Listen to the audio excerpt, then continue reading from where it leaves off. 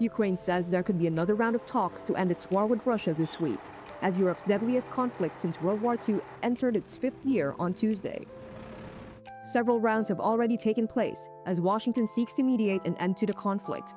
So why is the deal proving so elusive? The two sides cannot agree on the future of Donetsk, one of the two regions that make up Donbass. Moscow already controls almost all of the other region, Luhansk. Russian President Vladimir Putin is demanding that Ukraine withdraw from the 20% of Donetsk it doesn't get control. But Ukraine President Volodymyr Zelensky rejects any such move.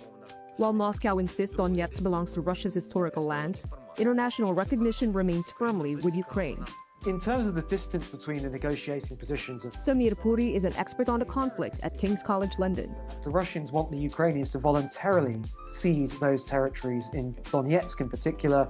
The Ukrainians, quite understandably, have fought tooth and nail for 11 years now to defend those territories, but also fear that voluntarily giving them up would open the path potentially to a Russian invasion of further Ukrainian territories further west. The draft plan sketches out security guarantees and economic support for Ukraine, along with a monitored non-aggression framework with Russia. It leaves Kiev's current troop levels and its path to EU membership intact.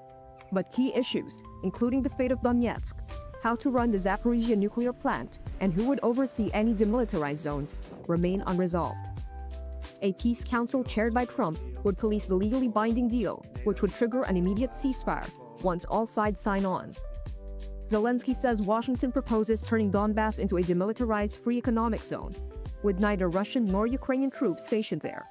Moscow says it might deploy its National Guard and police in Donbass under a peace deal instead of regular troops, an idea Kiev is unlikely to accept.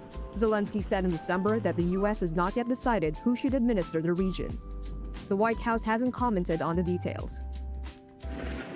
Zelensky says he has no mandate to give up Ukrainian land, as the Constitution requires a referendum for territorial changes.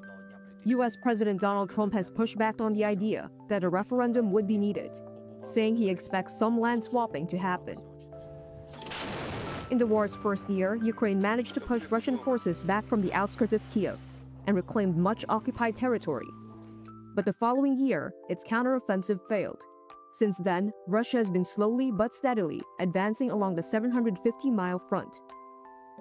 However, Ukraine's commander-in-chief said Monday that his forces have recently restored control over more than 150 square miles of territory along the southern front line.